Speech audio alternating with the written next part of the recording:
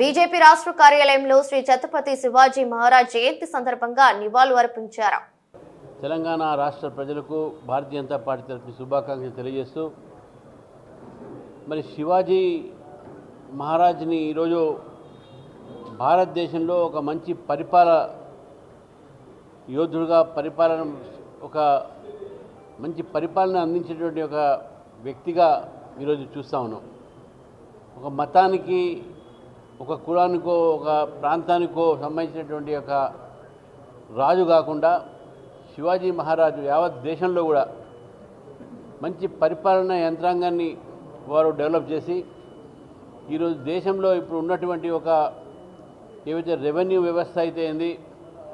లేకపోతే civil services సంబంధించినటువంటి ఒక వ్యవస్థ అయితే ఏంది,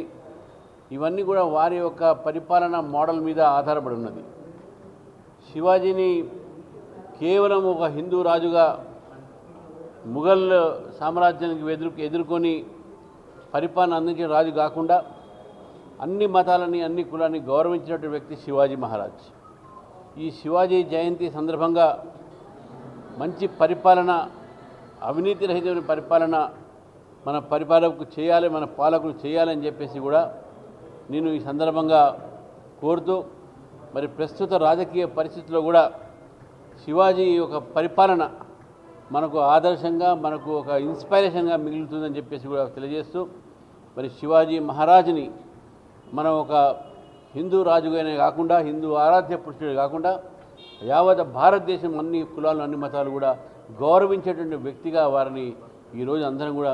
వారికి నివాళులు అర్పించాలని చెప్పేసిగా నేను కోరుతా ఉన్నాను. శ్రీ శివాజీ మహారాజ్ గారి యొక్క 395వ జన్మదిన శుభ సందర్భంలో యావత్ భారతదేశంలో ఉన్నటువంటి ప్రజానికానికి అందరికీ కూడా, ఇతర దేశాలలో ఉన్నటువంటి భారతీయులందరికీ కూడా నేను శుభాకాంక్షలు తెలియపరుస్తున్నాను భారతీయ జనతా పార్టీ తరఫున.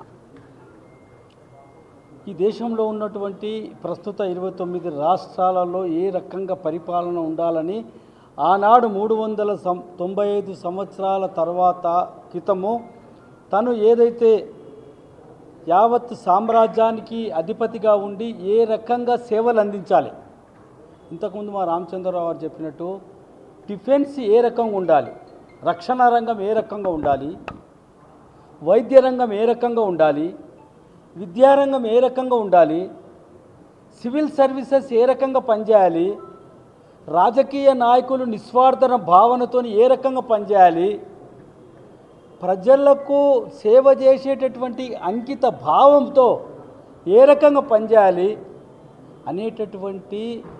ఆదర్శవంతమైనటువంటి పరిపాలన నడిపించి అంచెలంచెలుగా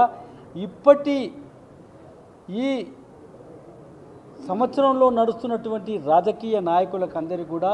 అందరు